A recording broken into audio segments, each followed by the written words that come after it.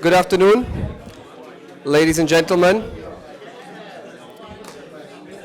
Welcome to Brookings India. Wonderful to see such a full room and lively discussions. I'm sure you're all discussing the Indo-Pacific already. But please bear in mind that a few people have a few things to say about the Indo-Pacific on this side. They're also here on the dais, and a very distinguished panel. Let me all welcome you first to Brookings India. My name is Constantino Xavier. I'm a fellow here in the Foreign Policy Program. Welcome to Brookings and to this discussion. It's a particular pleasure today to have this event today on a timely topic on which we will hear a lot, and I'll come to in a second, but in particular because we welcome, and I'm going to use this very carefully, a prodigal son back to Brookings India. Dhruva, it's great to have you back. Dhruva really built the foreign policy program at Brookings India over the last 4 years. I think 2015, is that right, Dhruva? You came 16 to Delhi, and you've ran this program, you've built it. We were all lucky to join you, and I'm lucky to have been here for a year now. And you've moved on to, I wouldn't say greener pastures. Washington, D.C., I don't think it's very green these days, but I'm sure to very exciting pastures, and in particular to ORF, to set up a new initiative in Washington, D.C. We continue without you, and we continue today. In particular, was going to launch your paper, Acting East and India's role in the Indo-Pacific. We'll hear from you on the paper, which is now available, I think, online already and will be distributed. I think you should have a copy in front of you. But it's also particularly a pleasure to host three very distinguished speakers who are going to help us discuss this paper. Ambassador Sujan Chinoy, the Director General of the Institute for Defense and Strategic Analysis, one of the most prominent think tanks in India, a leading institution on defense and security issues here in Delhi. Lieutenant General Narasimhan, who is at the Contemporary China Institute at the Ministry of External Affairs, who is a serving military officer with great expertise on China and along the India-China border. And Ritika Pasi from the Observer Research Foundation, a fellow there, recently promoted to fellow. Congratulations, Ritika, who's done extraordinary work on connectivity and the various visions of connectivity India has had. There's an Indo-Pacific one, there's also a Eurasian one, there's a Belt and Road one. There are many different visions of the role of connectivity in Indian foreign policy. So I think just to let you know why we're doing this because Dhruva has written this excellent paper which we'll be discussing, but also because this paper is coming up in the run-up to a very important moment in the changing Asian order. We're going to have the East Asia Summit happening on November 4th in Bangkok. And this comes after a succession of important developments, of which the high-level summit between Xi Jinping and Prime Minister Modi was only the most recent one, but also the Indian outreach to Russia over the summer, and a variety of other developments in this changing order. So I thought we thought it would be a nice moment to launch this and have a discussion about the Indo-Pacific and the changing nature of the Indo-Pacific in India's foreign policy. So without further ado, I'll just pass on the word to Dhruva. We'll have Dhruva, you speak for 10 minutes to present the main conclusions of the paper, and then we'll have that followed by a panel discussion. Dhruva, up to you. Thank you, Tino. Thanks to Brookings India, my former colleagues here, and thanks to all of you for coming on this day, particularly in a hectic Diwali season. I know the traffic gets particularly bad, so it's good to see a full room here. I'm also a bit overwhelmed to see so many people in the audience who I respect, and many of whose views and opinions actually informed my own work, including on India's Act East policy in the Indo-Pacific. So it's really quite overwhelming to speak in front of such a great group. Let me first explain the purpose behind this. It's not just about the East Asia Summit, which is coming up, but why work on the Indo-Pacific and why now? One, the purpose was to, in some ways, provide a little bit of context, fit in some ways the different pieces of the puzzle. Sorry, if I could just get the next slide, please. Yep. In some ways, fit the different pieces of the puzzle together. Why do developments in East Africa, what do they have to do with developments in the Bay of Bengal?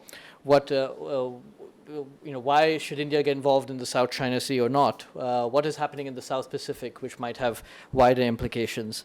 So in some ways, putting the different pieces together, while there's several researchers and several excellent reports and a lot of scholarship that focuses on one or more aspects of developments in the Indo-Pacific, I didn't feel there was there was in some ways one place where all of it could be put together.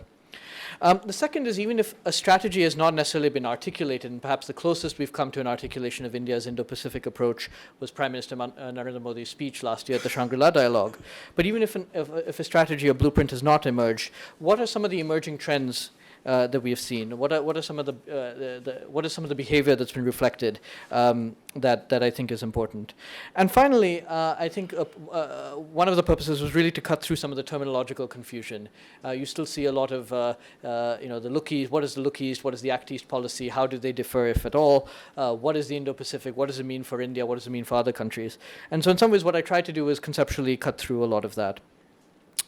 This has, in some ways, been a labor of love. It's been it's something I worked on off and on for the last 2 or 3 years, and amongst other things, it took me to 15 countries around the Indo-Pacific. And so, what I tried to do was incorporate some of the views from those visits as well. And needless to say, everything that follows represents only my own personal views and nothing more. First, a little bit of history, because we all love that. India's Act East policy and in some ways its current outreach in the Indo-Pacific hasn't happened in a vacuum. And if we can just go back a little bit, we can go back even further to the pre-independence period when India's engagement with this broader region was informed by trade links and by religious links in particular. And then during the colonial era by a number of other types of interactions, including the use of Indian military forces in an expeditionary capacity. But if we were to start the clock at independence in 1947, we see that, so the first premise I would have is that Indian leadership in this wider region was in fact the natural state of affairs. So in 1947, when India became independent, it was the largest post-colonial independent state in this region. China at that time was in the midst of a civil war. Japan was recovering from the devastation of World War II. And so you saw the Indian government, even before independence, host an Asian relations conference in February and March of 1947. And that actually the picture in the top left corner shows Gandhiji speaking at that event. And it was quite a significant undertaking. Participants were brought in at considerable risk and cost in some cases from as far afield as Vietnam and Indonesia. There were participants from Tibet and China and West Asia as well. But in some ways, it was a first attempt at marking a leadership role for India in this wider region.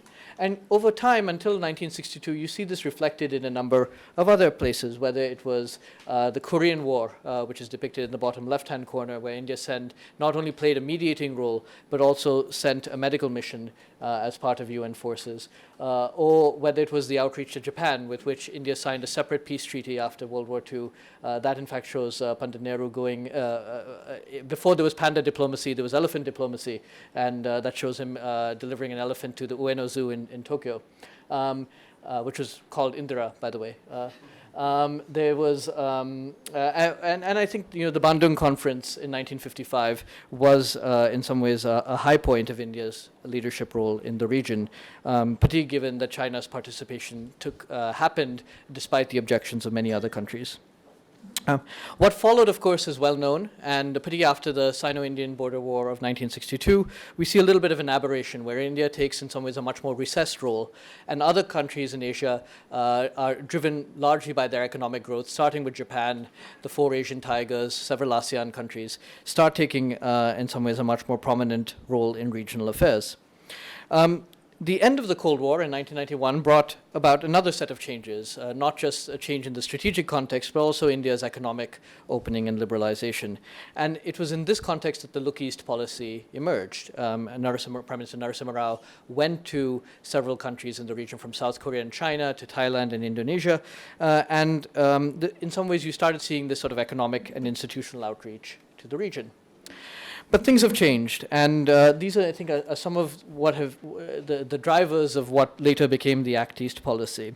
One, the balance of power shifted quite considerably with China's rise, and you started seeing a new kind of China that was also going out in the world, particularly after around the year 2000. You started seeing the old institutional arrangements, whether it was ASEAN or the US hub and spoke alliance model in the region, starting to feel a strain, many of these being legacies of the Cold War era and the context changing quite considerably. And you also saw, of course, India's own capabilities grow in this time period. And it was these changes really that required in some ways a new name, a new approach. In some ways, this signaled a shift from the Look East policy to what has now become known as the Act East policy. How does it differ? I would say that the cardinal changes include a change in means, a shift from an economic and to some degree a diplomatic institutional focus of the Look East policy to a much more comprehensive engagement, including a very strong security dimension. The second big change was a sort of wider scope, just from initially Southeast Asia and to some extent Northeast Asia to the entirety of what we now call the Indo-Pacific. Of course, for different countries, there's a different emphasis, and I think for India, quite obviously, because of its geography, the Indo part of the Indo-Pacific will always be more important. If you look at the map, you see the Indian Ocean in some ways would remain India's primary area of focus, the sort of intermediary waters of Southeast Asia being a secondary focus, and Northeast Asia and the South Pacific being places where India can only play at best a marginal role. So clearly there's a different emphasis from how other countries would look at the Indo-Pacific region. But clearly you have a sort of a wider scope in India's interest. And finally, you have a greater urgency and a bigger focus on deliverables as well.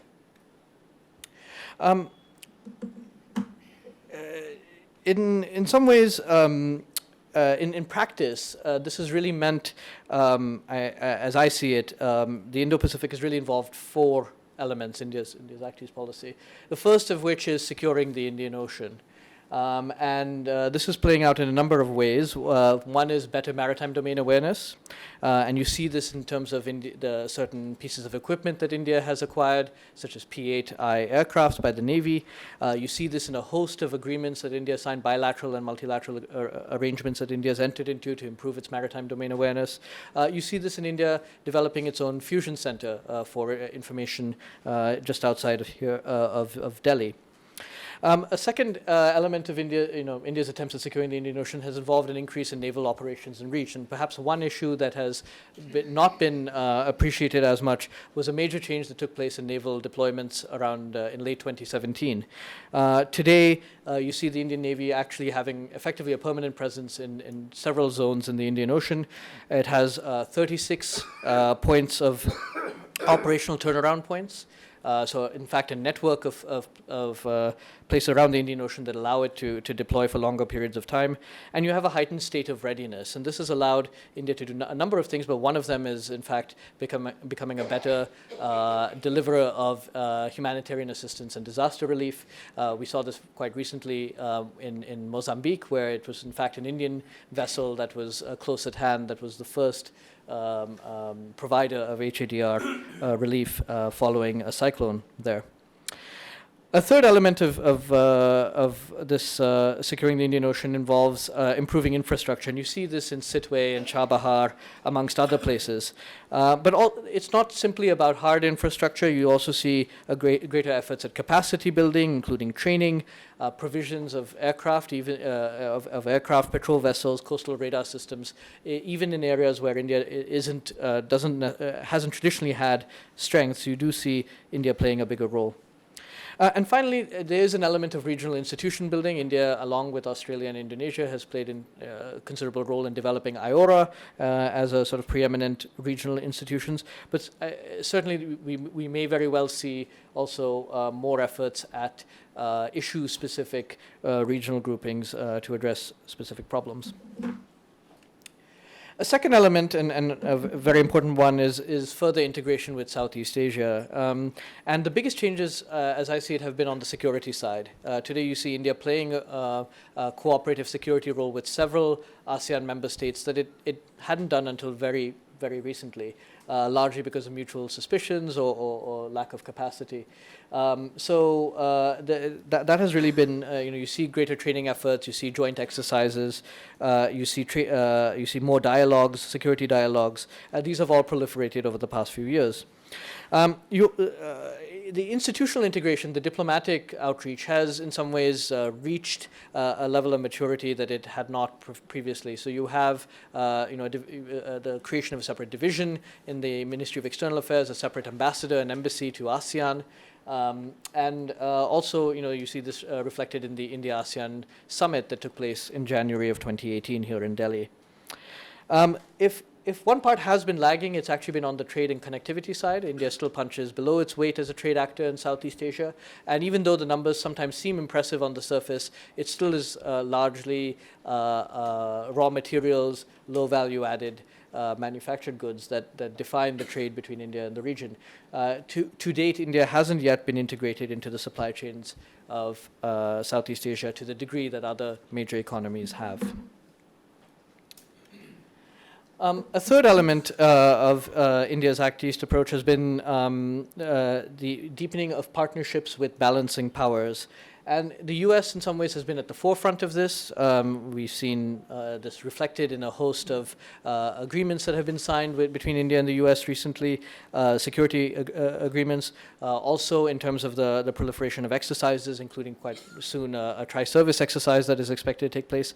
But Japan, Australia and others have followed, France and others have followed in that wake. India has logistics agreements pending or signed with many of these countries. It is increasing its interoperability with many of these militaries. I should also add that for India, although not necessarily the other countries in the Indo-Pacific, Russia plays a very important role as a balancer in this region. What does this mean, this deepening of security partnerships? And I think in very practical terms, it means the sharing of information between parties, whether it's tactical intelligence to strategic assessments. You see a greater interoperability reflected in military exercises and communications. You also see efforts at mutually helping each other, building capacity and capabilities, whether Indian capabilities or jointly helping in third-party capabilities. And this is again reflected in training, in tech transfers, in military sales and joint productions, and in some nascent joint R&D. Finally, and crucially, I think the fourth element involves managing relations with China. And the recent Mamlapuram summit between President Xi Jinping and Prime Minister Modi should be seen, I think, in this context. The differences, of course, remain quite wide, despite efforts at mitigating them over the past few years. They extend from the boundary dispute, which is long-standing, to regional security differences that have played out over the past few years in a number of different countries and have been exacerbated by China's Belt and Road Initiative. They also extend to bilateral trade and economics. This has been a big focus and was discussed between the two leaders at Chennai. And to global governance, where we see the two countries not necessarily cooperating and sometimes being working in contrast to each other at the UN Security Council, at the Nuclear Suppliers Group, at the UNHCR even more recently, and several other forums. So with this broad overview, which I hope sheds some light on the context, the drivers, and the direction of India's approach to the Indo-Pacific, what more needs to be done? And I try to highlight 6 areas that I think are more deserving of attention. The first 2 have to do with security, accelerating naval acquisitions. While it is admirable that the Indian Navy has stepped up its operations in the last few years, its capacity is often a constraint, and this has been dealt with by shortening maintenance times for vessels. This is doable for the short term, but in the long run, this will really create a problem for the Navy. A second area where India is not very competitive, except in a few areas, is in terms of defense exports, providing an alternative to, particularly to smaller partners in the region who seek defense equipment from other countries. And basically, apart from offshore patrol vessels and coastal radars, India is not very competitive in other areas. So improving India's defense export capacity will be another priority. Facilitating regional trade, integrating into supply chains is going to be another area. Whether this is done through trade agreements or through other mechanisms remains to be seen. But that certainly will remain a potent ability for India to influence regional outcomes. Attracting investments, which India badly needs, but screening them for security, to keep national security interests in mind, will be another area. And to the extent that India can improve its facility in these areas, it would obviously be to its advantage. And finally, relating to connectivity, 2 points. One, improving project implementation. Some efforts have been made in this respect, but certainly a lot more can be done for India to become more competitive, whether it's reducing the cost of credit, whether it is better planning, or whether it's better coordination with and lessons learned with partner countries. And finally, enhancing connectivity, particularly air connectivity, which remains in some ways a bit of a gap, particularly in Southeast Asia. So apart from Thailand, Malaysia, and Singapore, India is not really well integrated, well connected by air to most of the other, at least directly to most of the other Southeast Asian countries. And this will, of course, if it happens, would boost business links. It would improve tourist traffic and many other things that would facilitate people-to-people contact. So with that, let me end, and I look forward to your questions and the discussion. Thank you.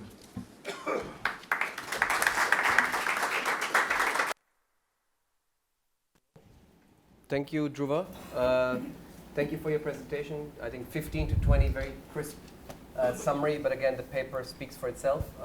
Take a good look. It's a great pleasure to me, for me to introduce Ambassador Sujan Chinoy. As I mentioned, he's the Director General of the Institute for Defense Studies and Analysis. Ambassador Chinoy served most recently in Japan. He retired from his last posting as ambassador to Tokyo between 2015 and 18. He served as a career diplomat for 35 years. 37 and a half. 37 and a half, plus your time as IDSA, which is also diplomatic service to the country in many ways. Ambassador also to Mexico, High Commissioner to Belize. Served in China in the missions in Hong Kong, Beijing, as a Consul General in Shanghai. Also Australia, Sydney. I can see here clearly Pacific angle to your posting also, to your various postings. Served as India's representative to the First Committee of the United Nations in New York, dealing with disarmament and international security affairs. And in India also, after 2009, right, sir, with the National Security Council Secretariat in the Prime Minister's office. It's a great pleasure to have you here, sir. If you could comment on Dhruva's papers in a few minutes to kick off the discussion, please. Do I need to I think you're mic'd already. Yeah. Well, thank you very much, Brookings, for having me over. And pardon my intervention regarding 37 and a half years in the Foreign Service. That 2.5 is very important to me. It's a bit like my height, which is 9.5 inches. And often people round it off to 9 inches, and I resent that. So that half inch. And it's actually my age also.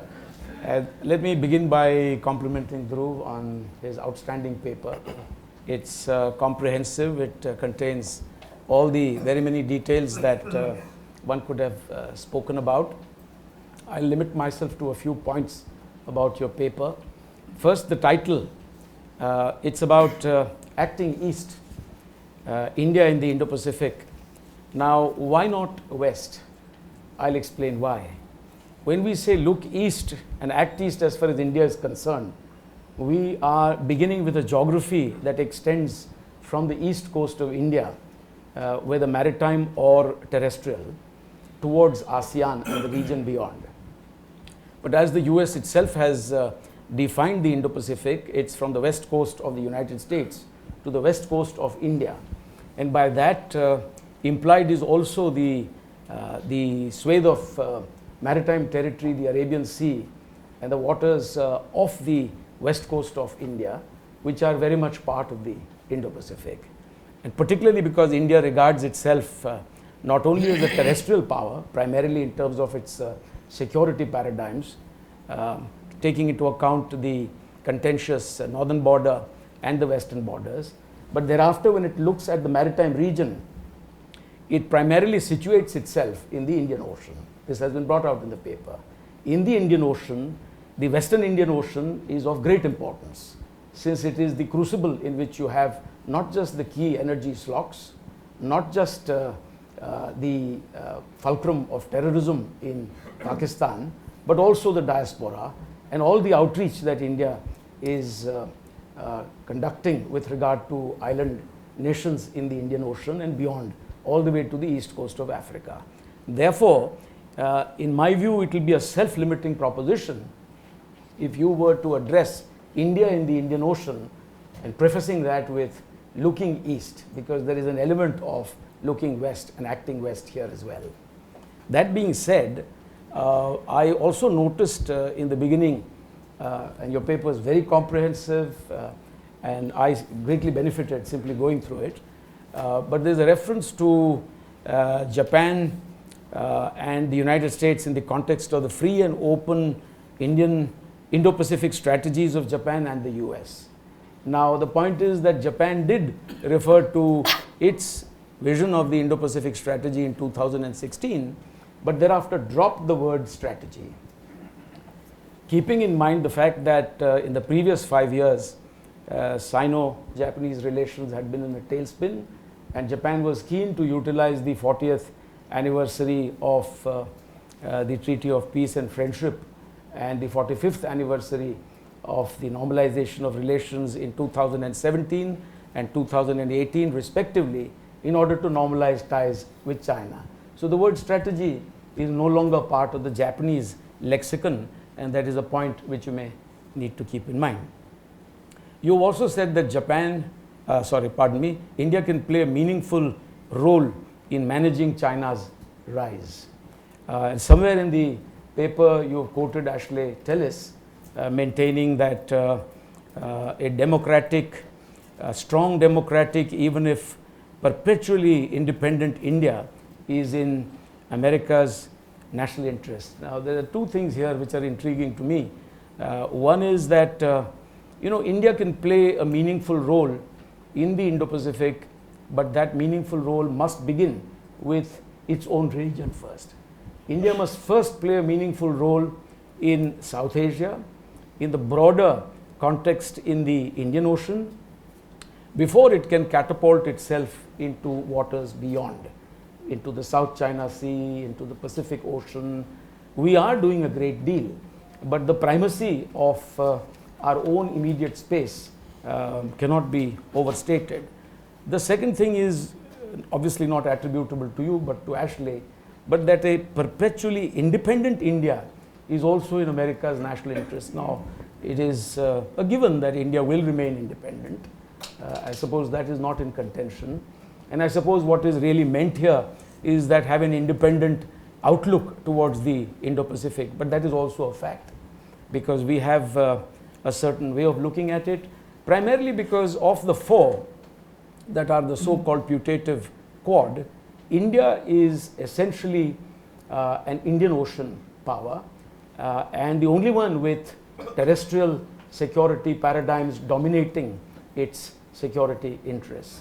The other three, including the United States, which has a physical, geographical, terrestrial presence in terms of its troops and bases in not only Japan but Korea and Australia and elsewhere, in terms of the very many alliance partnerships that it has in the region, that along with Australia and Japan, they are primarily Pacific interests that dominate their narrative on the Indo-Pacific. So this is something we must keep in mind.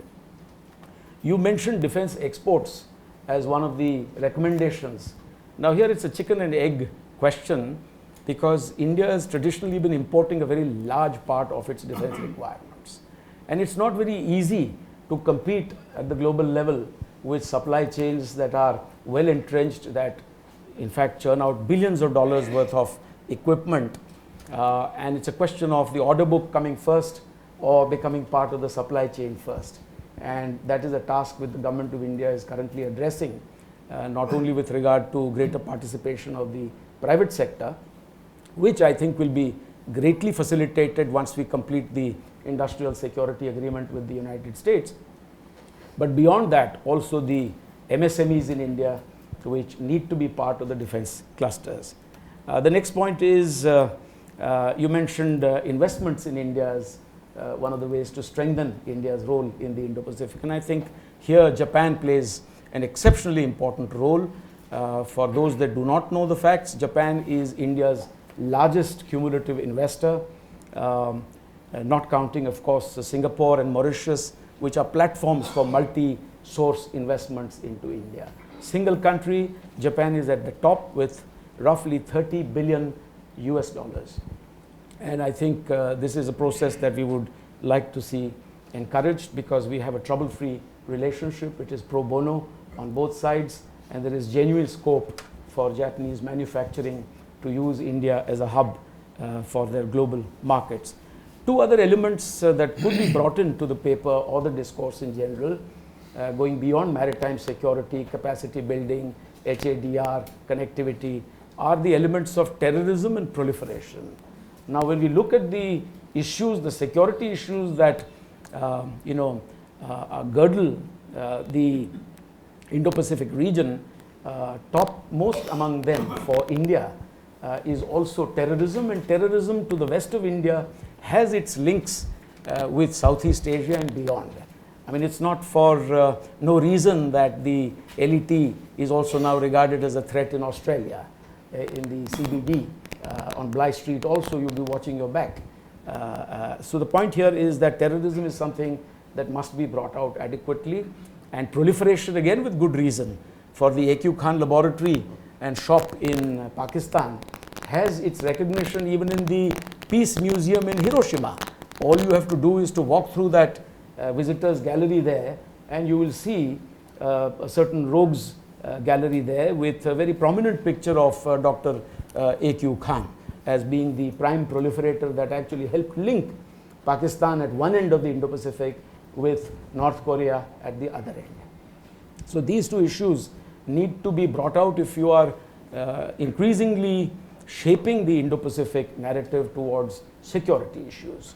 Apart from that, I just briefly want to comment on the Pompeo statement. The Secretary of State day before yesterday spoke at the Heritage Foundation, and he said that the Quad will show China its place. Now, I'm not very sure if this will help very much the cause of the Indo-Pacific, which the United States says needs to be inclusive. If you look at the statements made by the US, Australia, Japan, and of course the Indian statement was non-existent there, but after the Quad meeting, the US has very clearly said on multiple occasions that it sees the Indo-Pacific as an inclusive architecture. And by that I suppose you mean that you want all the stakeholders in the intervening space, particularly in Southeast Asia, and by the way, not all of them are democracies, you want them all to participate, and therefore we need to avoid putting in their face stark choices of the type that they wish to avoid. Nobody in Southeast Asia today wants to bell the cat.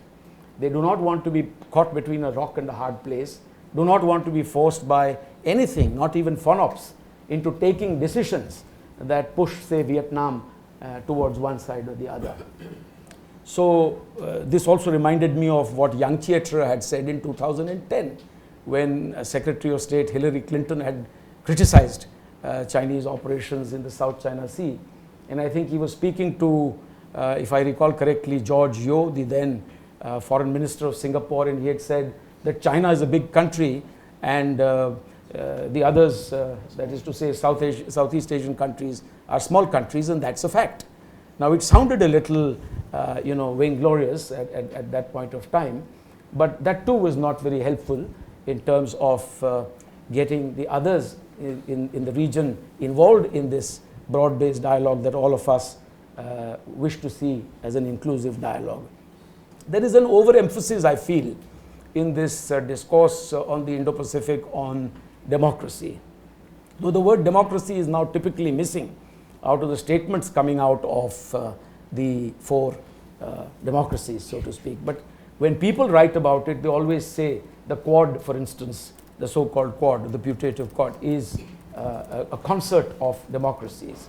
and that is out to make a new compact. But we must keep in mind that to the extent that you insist on democracy as against shared values or like-minded approach, you will be limiting participation, because some of the key participants that you wish to see in the tent are not necessarily democracies. So that's something for deep thinkers like you to ponder over as to how you will get over there. As far as dreams are concerned, the Chinese have a dream in the same region which they promote through the Belt and Road Initiative, and that's the rejuvenation of the Chinese nation, the achievement of the great dream realization by 2050. But it also reminded me of what President Trump had said in 2017 in November in Vietnam, in Hanoi. And he had said that the Americans, the US also has an Indo-Pacific dream. So there are obviously many dreams that also undergird this broad swathe of territory. Last 2 points, if I may, with your permission. The 9-dash line. Now this is an oxymoron in the English language. Have you ever thought about it? Because dashes do not make up a line. And therefore, I cannot accept in English the juxtaposition of two words together. 9, that's all right. It could be 10, as the Chinese have said sometimes, 11 sometimes. But dash line. Now that's only extrapolation. And we are familiar with thick lines, thin lines, the McMahon line. We've been through this. And so when you say a 9-dash line, you're talking about a lot of intervening space. You're talking about very small scale maps, no descriptions, no coordinates, and the rest is left to imagination. And I think that is something all of us will have to ponder over as to what shape would that take. And when we speak about the Indo-Pacific and the fact that the two water bodies are increasingly conjoined, all the threats are conjoined and linked together, we must also keep in mind that it is no longer limited to the Indo-Pacific. The story is gradually, as the ice melts, it is moving towards the Arctic. And if the story is about slogs in the Indo-Pacific, about energy, slogs, etc., there are new slogs that are developing in more conjoined waters in the Arctic as the ice melts, as China, for instance, talks about building a nuclear icebreaker and has already launched the Snow Dragon #2 icebreaker. So please keep this in mind, having exercised in the Baltics with the Russians, having shown a flotilla to Mr. Obama, in the Bering Straits, etc. So I think we need to bring that together. And when you want to expand or build on the Quad, please think about structures beyond the much maligned Quad, that is to say the United States, Australia, India and Japan. Why not bring in the Philippines? Why not bring in Vietnam? Both these countries in a Quad formation of a different kind have exercised within this group. India has exercised with the Philippines, Japan and the US, and Vietnam has exercised with Australia, Japan and the US. So they could come in too. Indonesia could come in because we have this great, connect with Indonesia, and in Southeast Asia, given ASEAN centrality, it's Indonesia, as you are well aware. I'll stop there. Thank you very much. Thank you, Ambassador. Lieutenant General Narasimhan, up to you. Quick introduction. General Narasimhan currently serves as the Director General of the Center for Contemporary Chinese Studies. It's a new think tank within the Ministry of External Affairs. He's one of the foremost military armed forces experts on China. He used to be a defense attaché in Beijing, an infantry officer from the Madras Regiment, and presently also member of the National Security Advisory Board. He's also distinguished fellow at the Center for Air Power Studies, India. Please, sir. Thank you. Thanks to Xavier and Brookings for getting me over here, and also to Dhruva for this excellent paper. In fact, when I read it, I was thinking what to speak, actually speaking. It's an excellent paper, very well balanced, and also gives a lot of detail, and very detailed kind of a paper he has brought out with. I must congratulate you on this, Dhruva. There are only a few issues I wanted to highlight. One is there is a reference to the security angle of the Indo-Pacific. That is something that we need to have a think about. And do we look into the security aspect of Indo-Pacific? Because the position seems to be more economic, developmental oriented, HADR kind of related issues than a security angle to Indo-Pacific.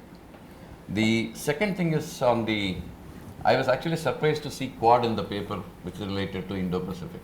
All along, we have been saying that Quad and Indo-Pacific should not be conflated together. So Quad, if you mention it here, and then how do you link it to Indo-Pacific, and then the linkages do play out a little differently. The next point is on the centrality of ASEAN. Now, this is a point on which there have been a lot of discussion. There are a lot of work that has gone on to get the centrality of ASEAN placed. In fact, our Prime Minister during the Shangri-La dialogue in 2018 also mentioned this particular thing specifically. Thereafter, when we interacted with some of the countries in ASEAN, there seems to be some kind of a vagueness about this centrality. They actually didn't actually get the point of centrality of ASEAN. So that is something. One is the geographical location itself. Second is the linkages that they have between the Indian Ocean countries and the Pacific Ocean countries. The whole lot of other issues that come with it. That is something that you may highlight at some point in time in future. This paper, by and large, I felt deals more with Indian Ocean region than the Pacific. The majority of the arguments in the paper deals around the Indian Ocean region, and probably a little more of look into the Pacific and how does India fit into that is something that could bring in more, that could have brought in more strength to this paper. The China's construction of ports has been mentioned in the paper. Actually, Bagamoyo you mentioned Mombasa, you mentioned Chakfu, Gwadar, Hambantota, all those places. But many of them are run into trouble. Bagamoyo is into trouble, Mombasa is in trouble, Chakfu is in trouble. Now all these port projects which China has been trying to execute have been actually running into some kind of a problem. That is not to say that these ports will not come up, the projects will not come up. Basically what China has been doing is to renegotiate these projects. Wherever the opposition to projects have come up, not even one project China has walked away from. They have renegotiated, reduced the scope, reduced the cost, and then went on with those projects. So this is something which we'll have to wait and watch as to how these port construction, etc. play out. The next point is on the IORA and IONS. This is where I think we need to do a little more effort. A lot of work is going on, I'm aware, but I think this is the one that needs to be strengthened, the Indian Ocean Rims Association and the Indian Ocean Naval Symposium. These two actually bring in a lot on the table. So this is something that we need to constantly keep working and then keep at it. The next point is on the RCEP. You really captured the nuances of RCEP extremely well. In fact, you brought out India's position so beautifully on that particular paragraph. It was extremely nice. So hopefully, there are a lot of discussions. You see a lot of reports coming out in the newspapers. Hopefully, something could come out in future with the Indian interests involved into this discussions. You also mentioned encouraging greater transparency from China. Now, I am sure a lot of people have been trying. So let's see. I mean, there's nothing wrong with it. We need to keep trying and we need to keep pushing.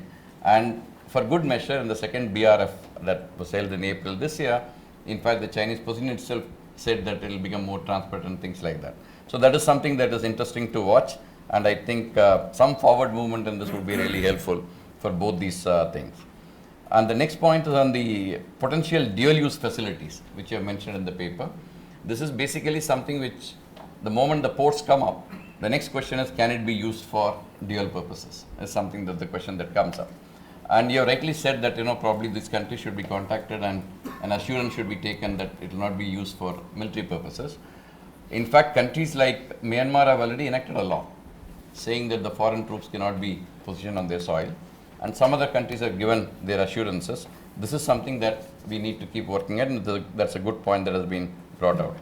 On the defense exports, both Ambassador Chinay as well as Dhruva spoke about. This is a very recent phenomenon in our system. We have just started doing these exports since last year. And I think the Department of Defense Production is already working on it. And hopefully we'll see more of this particular aspect playing out in the near future. And lastly, you have talked about delays and project management and implementation.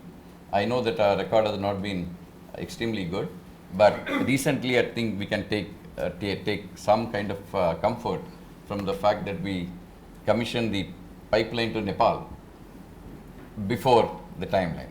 So hopefully we'll see more of projects like this in the near future also. I'll stop here and then compliment you once again for an excellent paper. Thank you. Thank you so much, General Narasimhan. Great to benefit from your views also from the inside on how China is seen. Ritika Pasi, you've worked a lot on connectivity. You've done a lot of work comparing also different visions of connectivity. And let me introduce you properly and duly. Ritika is a fellow now at ORF. She's tracks the Belt and Road Initiative, the Asia-Africa Growth Corridor, which is an Indo-Japanese initiative, the International North-South Transport Corridor, which is an Indo-Russian connectivity initiative. She's currently working on his approach to connectivity and the viability of the Belt and Road Initiative. Additionally, she also edits the ORF Raisina file, it's a great publication, and the Global Policy Journal ORF series. Ritika, what are your comments? So it's a pleasure to be here to discuss the paper and to talk broadly about Indo-Pacific. The paper was great to read. It's pointed in its delineation, specific in its scope, and a formative read. So I'd like to quickly just point about 3 takeaways from my end. And they're very broad. The paper speaks to the question of how India should operationalize or implement the Indo-Pacific. And this is important because it's going to be the day-to-day conduct, so to speak, that will A, lend legitimacy and longevity to the idea of India being any kind of stakeholder in this region, mega region, and B, because this creates the enabling environment in which New Delhi can derive intended outcomes. Secondly, the paper, it fleshes out India's Act East policy as being the guiding framework for engagement and management of ties in the Indo-Pacific. Clearly, there is momentum, and I think that's a good takeaway to have. The next point is, which is the third takeaway, is that any engagement on India's part is going to necessarily have to be multifaceted and multi-tiered, right? And various layers rightly find mention in the paper, whether it's diplomacy, business and investment, defense and security, regional institutions, etc.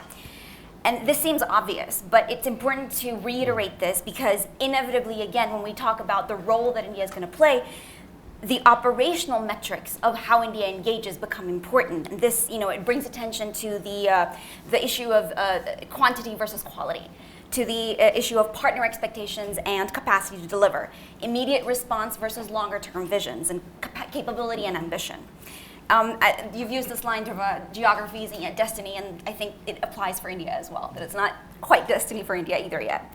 3 questions that arose from my reading of the paper, and here I echo both of the previous 2 panelists, which is the way that I framed it was more in terms of institutional arrangements. So we have, again, the West aspect and IOR that have been mentioned.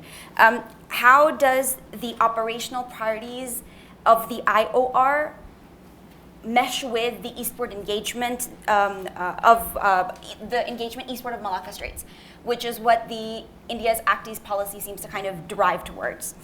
Ideally, there should be an integrated approach, but does that dilute the focus? And I know there's a lot of question about what should be the strategic focus of New Delhi in this space, because it's a broad geographical expanse. And this brings me to in terms of institutions, you have the East Asia Summit. And like you said, the summit's coming up. India is the only IOR nation in the East Asia Summit. So I mean, in terms of how do we integrate the 2 together, is there a potential? Because clearly one of the pillars that you have highlighted in the report of India's Acting East is securing the Indian Ocean region. So just that dichotomy is a little interesting to kind of explore. And related to this is the role of Russia. It finds some mention in it, but it'll be interesting to see the role and relationship of Russia with the region and specifically with India. And lastly, this came to my mind as I was reading this. You mentioned Sagar. And I know, Sagar, is it a slogan? Is it a vision? I think there needs to be some work to explore that aspect, as well as, and this relates to India's own capacity building, which is the Sagarmala project, which is India's own port development project along its coastline. And lastly, 3 issues to take the conversation forward. So and this comes out strongly in the section on balancing relationships in the Indo-Pacific, that section. But clearly, India is trying to preserve its strategic autonomy through multi-alignment rather than non-alignment. That it's about diversifying partnerships, and that is how India actually retains the benefit of right-of-way. Convergence, not congruence, that is a popular catchphrase right now. But the question then arises, what are the limits? What are the limits of J, the configuration of J, Japan, Australia, and USA, and Japan, USA, India. And India, and BRIC? Where do they collide? Are there going to be limits in the way in how India can manage these different plurilaterals or minilaterals? And this leads to the question of the appetite for risk for India. Is it willing to go out on a limb to stand for its values or principles, or or its objectives that it's defined for itself? A thought exercise. This is taking forward from the mention on RCEP.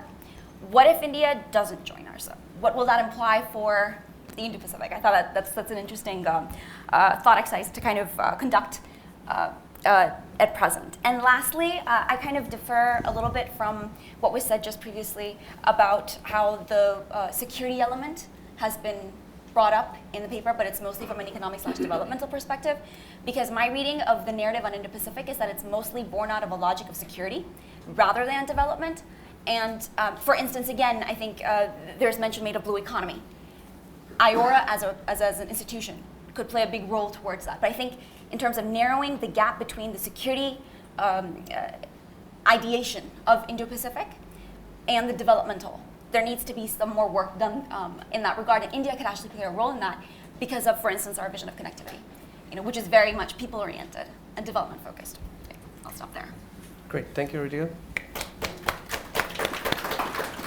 Let me just work my way backwards now before we open up maybe 5 minutes with these speakers. Very quick takes from all of you on a few quick issues. Radhika, you mentioned two very specific issues. One is the place of Russia in the Indo-Pacific. We saw the External Affairs Minister of India going to Moscow, inviting the Russians to consider this concept of the Indo-Pacific. We see, at least in my view, as an emerging possible triangle between Japan, Russia, and India towards Northeast Asia, possible infrastructure development, joint projects, or at least some coordination. What's your take on this? We've asked very good questions, but you've followed Russia, have you looked at their initiative? Is there space for Russia in the Indo-Pacific? So I'm going to focus more on the context of connectivity because that's how I've addressed Russia. But when we talk about the Indian Ocean region, or the Indo-Pacific, it's very much, and very rightly, the focus is on the maritime aspect. The conceptualization is more east to west, or west to east. So it's a horizontal perspective, or a horizontal imagination that we're capturing in the Indo-Pacific. Russia is northward. So here is where, with recently the proposal, the agreement to start a maritime corridor between Vladivostok and Chennai. And then on the left-hand side, you have the INSTC, which is an India, Russia, Iran proposal.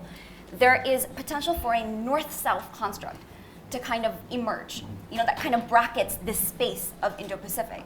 And that is where I feel Russia does have a role to play, but there have been concerns about a sort of sense of strategic retreat from Russia, especially when it comes to the north-south transport connectivity project. Central Asia actually has taken much more of an active role in pursuing. So basically, connectivity means yes. everything. You can work with everyone, you're saying. You just gave me 3 different versions of connectivity which are not China-centric at all. They show India working around China in many ways. Well, yes, and that's inevitably going to happen because this is a large space, and as as has been mentioned, there has been pushback against China and Chinese initiatives. But even if there wasn't, there's still ample scope for all these countries because these are different pockets where inevitably different stakeholders have different interests that they will pursue. But on the question of Russia, I see it in terms of bracketing this Indo-Pacific space with India. And here we have to monitor the future of INSTC, what shape that it will actually take, and the role that Russia, or the leadership that it will take in this, or whether it's going to be mostly Central Asian countries, as I've said, who are making use of the space from Iran upward to Russia, and on the east-hand side, the maritime corridor that kind of emerges. what that actually going to mean. Are there going to be volumes of cargo that kind of go from Vladivostok to Chennai? Is there enough trade capacity to actually deliver on that? Yeah. So I assume for you, just very quickly, democracy is actually not at all. This club of democracy, this values element, which is enshrined in the Quad, very little, but in the larger Indo-Pacific dimension sometimes too, is not really an important factor in Delhi. I like the way that it was put, that perhaps more than democracy, it should be values and principles of engagement that are advanced, instead of it being that India is a democracy and that we work with democratic So what countries. values and principles, for example? So it would have to be transparency. That's one. It has to be about project implementation, the pillars of project implementation in terms of project preparation, in terms of ensuring that the projects are viable, that there are volumes that can be transported along these connectivity infrastructure projects, that it has to be people-led, people-oriented, and the outcomes are very much, they're filling a gap, and they're not going to become white elephant projects. So rule of law, I think in many ways, Governance, there is a principle, yes. and in many ways a democratic angle in that sense, rule of law, which I think the Chinese would not understand. Dhruva, coming to you, I think really going to make a very good point about, and that's something, that's the only question I've had, and we've had many discussions about this, you and me, over a long time now. Is there an over-securitization, an over-militarization, to use Alyssa Iris's a concept of the connectivity, the Indo-Pacific, the Quad, whatever these mechanisms are? You actually speak about anxiety and concerns in India about the rise of China in your paper. You speak about securitization, that's another word which comes up. You review the partnering with balancing power section. I think it's 6 pages in your paper, but it's almost exclusively on security.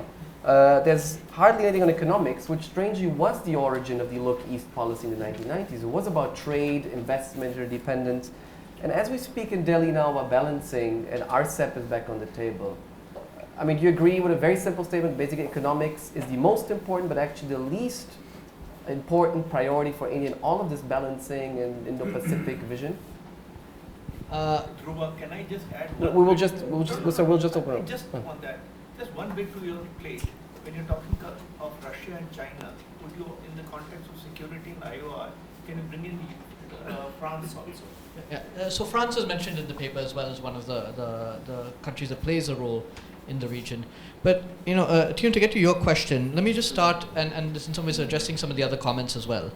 Let me start by just reiterating what are the drivers here. The primary driver is China's rise and the manner in which that has taken place, and its reach. And this, in some ways, that defines the Indo-Pacific. In some ways, China is the ultimate Indo-Pacific country. So, in the sense of the role it can play from East Africa to Northeast Asia to the South Pacific, even though China has, of course, not embraced that nomenclature. So we're seeing this bleeding of traditional regions together. Before we could, think separately about Southeast Asia and the Indian Ocean and Africa and West Asia. Today, all of that, the dynamics are converging. And so what I've tried to do is really put an Indian hat on this and say, what are the areas of priority, and how are these dynamics shaping Indian actions? This has required me, on the one hand, if you take it in extremis, everything will now fall under the Indo-Pacific. From the Arctic to South Latin America, the entire world will be defined by this. But I think you have to make at some stage some clear determinations as to the limits of the dynamics that are being described. So I opted to exclude from this analysis, for example, Pakistan, even though the China-Pakistan Economic Corridor is a very important element of China's Belt and Road Initiative, not because it's not important, but because for India, the Pakistan dynamic has a slightly different character. And so I chose to exclude it largely from this. Same with the Gulf to some degree. Again, not that China is not a player there, but for India, there's a different set of priorities that take precedence. And for that reason, also I've excluded some issues like terrorism and proliferation, even though, again, these are, as was rightly pointed out, these are important. Other issues have been subsumed. So in some ways, increasingly, India's neighborhood strategy and India's Indian Ocean strategy are being defined by these larger dynamics. So I did opt to include a very heavy Indian Ocean emphasis. Some things get light treatment. Russia is only marginally mentioned. The Pacific actions are marginally mentioned. Central Asia, even less so. Again, because these are, from India's point of view, I think at the periphery of the dynamics that are described. And some things I've emphasized, and this gets directly to your question, which is the security element. Not because that is more important than the economic and trade aspects, but that's where we've seen the most change, if you will. It would be nice to see more on connectivity, more on, but we have seen. You actually call the economic dimension the least successful aspect of India's Indo-Pacific policy. I think that's probably a fair assessment. Why? I think basically because India is less. I mean, the biggest reason is India is less of a player in the trade dynamics of the broader region. So again, if you look at the overall numbers, say with the ASEAN bloc, India is usually the 7th or 8th largest trade partner, but that actually obscures a lot, quite a lot, because it's, the goods that are traded are iron ore, rubber, coal, things like that. We haven't seen, again, this integration where India can play a role in the way that China or Japan or the United States. Exactly, like China. But wouldn't you think strategically that if history teaches anything in South Asia, in Asia, that you would look at economics first and do an FTA with Australia, be on RCEP, be on C? Two questions, and I'll get to the question on RCEP, which Ritika mentioned. Two things. One is, this presumes the fact that if India enters into free trade agreements, that will automatically result in outcomes that are beneficial to India. And I think the concern is that the Japan, South Korea, and ASEAN trade agreements that India has entered into haven't quite shown that, which is where the hesitance for further trade agreements lie. Not further trade, but further trade agreements. The second thing is, India being a market economy, there's only so much the state can do to drive the economic push. You can provide incentives, and we are seeing that in the connectivity projects that are taking place, whether it's with Myanmar, whether it's in the Indian Ocean. But the security is actually something that the Indian government actually has a lot more security and diplomacy, areas where the state actually can be a driver, can be a player. And so you see decisions being taken quite quickly and being implemented quite quickly. On economics and trade, it's much harder to do. I mean, we've been talking about some of these things for years, but the implementation is often lacking. I mean, I've been in countless meetings with Indian private sector companies, many of which are actually successful in small ways in Southeast Asia, but are very scared about scaling up because they just feel they will hemorrhage money. It will not be, and that's how a market economy should function. Final point on this, in India we haven't yet developed the habits of, say, as Japan has, of the state and private entities working, or South Korea has done. These are both democratic market economies, but we haven't yet developed the habits where the state and private sector work in tandem to the same degree. So it's a bit of a paradox. You speak about vested interests, for example, on the airline connectivity in Southeast Asia. Domestic vested, I assume you mean economic interests in India, which are pushing to keep the market of airline connectivity closed, for example. At the same time in India, you have, I'm going to use your word, vested interests who are pushing for greater economic connectivity on 5G, for example, if you want, with China. No, I mean, it's natural that we have different lobbies in the public and private sectors who are pushing for different things that are in their interests. In some cases, these are state-owned companies in India that are worried. I mean, in the airline case, it is Air India largely, which is has its own issues. But in other cases, even on 5G, for example, the different telecom companies have taken very different positions, and they would like different outcomes. So I think that's very natural that we should have different interests competing, and as we do in India. But in some cases, the powers that have ended up being most powerful, the interests that have been most vested, serve an unhelpful purpose in the long run from a strategic perspective. General Narasimhan, I'll quote Dhruva from his paper, page 31, and this is coming from Dhruva, so take it. India must continue to work with Beijing whenever possibilities present themselves. You've made an argument which ought to be that India needs to coordinate with China despite problems with China. Where could India coordinate more with China, even as it is embracing what is a balancing strategy with countries which China sees as a hostile maneuver? See, the moment you see any relationship in a binary term, you actually say yes or no. So that kind of a thing in diplomacy is very difficult to handle. The other way of looking at it is there may be some areas in which we will be able to work together. Like for example, India and China have been having common interests in WTO climate change areas, etc., etc. In some places, we have even jointly bid for exploration rights. So there are places where you can work along. So the other point I made the other day when you talked about the HADR, the issue that comes up is, when you do HADR, what happens is you should be aware of what is required, and can the countries put together match that requirement. Otherwise, it becomes very difficult to handle the kind of equipment, that kind of relief material that lands up in a country.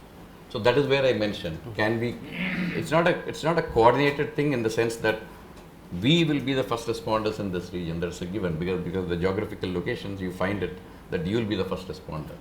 But when you go into the HADR operations, can you find certain places where some pitching in can be done? That is the way I mentioned about the HADR the other day. So the whole thing is, you can look for areas in which you'll be able to cooperate. You can look for areas in which you need to compete. That is the way it should be. I speak often to your juniors at various military institutions and the Defense Services Staff College, for example. I speak to 400. It is amazing to what extent that binary approach is becoming prevalent. I see young officers telling me we can't trust China. So can you really trust the Chinese, for example, to deliver aid in Nepal? I mean, is there trust in the armed forces in the Indian system to let China do certain things with you? Is that still there? Is there hope? Is there hope for that? Again, we need to look at it in perspective. Connectivity, for example, joint projects, infrastructure. You see, we agreed upon in the first Wuhan summit to have some kind of 2+1 kind of a thing, and we did train the Afghan diplomats as part of that particular project. There are talks about that even in this summit. Sometime one of the reports mentioned that they may take this forward again. So there are things that can be worked out, and I'm sure the ministry and others are working on it, and so I won't be able to give you that particular input because I'm not privy to it. So the issue is that they also may be looking at areas where we can work together. So that is something which we need to look at. So there's still trust remaining in the system. Of course it is. Ambassador Chinoy, I think you worked Can I for parse? 4 years. Sorry to be so rude. Can I parse a bit what he said? Please. Because meanwhile, if you ask me a question, I'll forget what I want to tell you.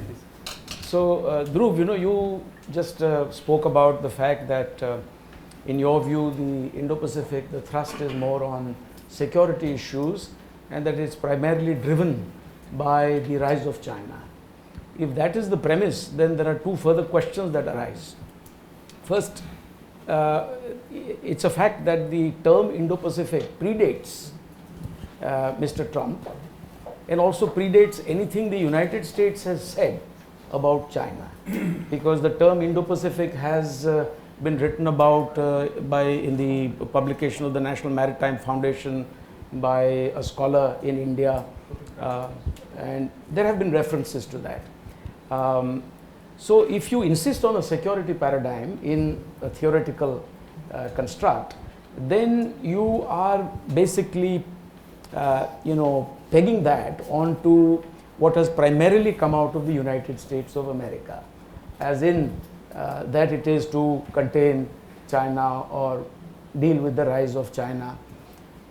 And that means also that there are bound to be some contradictions with regard to the inclusive aspect and ASEAN centrality, because ASEAN have made it quite plain, whether you talk to them bilaterally or as a group, that they do not wish to have a kind of difficult choice there, a Hobson's choice, where they have to take sides, etc. So the inclusive part of your construct, that is to say, everyone says it should be inclusive. How do you make it inclusive without ASEAN? And the ASEAN don't want to be caught in a cleft state. Number two, I haven't finished here. If you take it in the direction of the Indo-Pacific being organically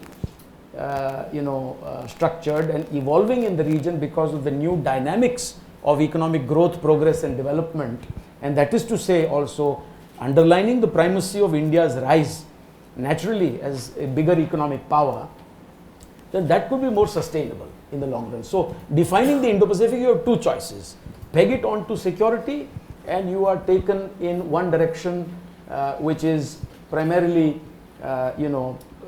wordings coming out of some of the countries, and the United States has made it quite clear. You take it in the direction of organic evolution of the term Indo-Pacific, then it takes you in the direction of economic realities, the fact that growth has moved away from the Far East to Southeast Asia, and in concentric circles is now moving towards our region as well, and that India is now recognized as one of the key fulcrums in the emerging economic dynamics in this region in the 21st century. I prefer the latter for reasons to do with the centrality of India also. The other point I want to quickly make is that please remember that the term Asia, in this organic evolution of the term Indo-Pacific, the term Asia, in my view, is basically a colonial term. It was when the British, underwrote insurance in this entire region from east of the Suez all the way to Shanghai, that you had this term Asia up to the end of the Second World War. After the end of the Second World War, with the emergence of the United States of America as an Asia-Pacific power, it was embedded in the region in economic and security terms. It offered its large market to Japan first and then the Asian tigers, as you brought out, and subsequently to China. And it is because of that connect with that large trans-Pacific market that these countries rose, and hence you have the term Asia-Pacific. Asia-Pacific is a term that has outlived its utility in an organic fashion because of what I said, the shift of growth, economic growth, prosperity and development further away from the Far East and even beyond Southeast Asia towards our region. So therefore, it is the Indo-Pacific. And I think that is a better structure in which to try to work towards some kind of inclusive architecture, because otherwise the security paradigm will be very evasive. You wanted to ask them? No, Dhruva, up to you. Very, very quickly, I'll just a quick point on that. I don't know if a security dimension has to be exclusive at all.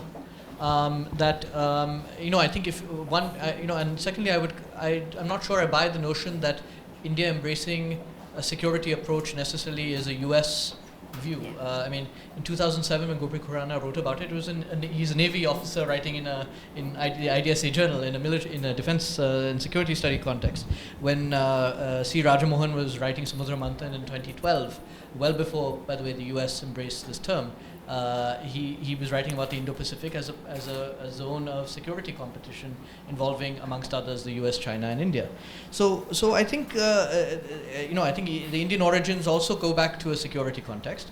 And I think my reading, and I've written about this, my reading of Prime Minister Modi's speech at the Shangri-La Dialogue was, and this is a security dialogue as well, the Shangri-La Dialogue, the Defense Ministers Dialogue, was that very much India supports ASEAN centrality and ASEAN unity, and that India's approach to the Indo-Pacific is not necessarily a dichotomy. It's actually a way to bolster ASEAN unity and centrality that are under stress from certain powers that are not India.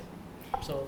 And just a quick note, just the ASEAN centrality question, right? And I think it's again something to explore just how central ASEAN really is to this conception, but that's a bigger question. But the fact that you talk about ASEAN unity as being one of the pillars of India's Indo-Pacific vision actually also detracts from China as being the primary stimulus for India's engagement in this region, because India has a history of, as you pointed out, engaging with Southeast Asia. It also puts the shift away from a China-centric conversation. And there's also, I think, a synonym for ASEAN, which is multilateralism and institutions, which I think is implicit in my reading in the Shangri-La speech. Dhruva, very quick, because we have the ambassador of Brazil here, and I was wondering what he thinks about the Indo-Pacific. What role is there for powers which are not strictly geographically Indo-Pacific? Europe, we've written and we talked about this. Brazil. What is the role? Is there a non-geographic definition of the Indo-Pacific?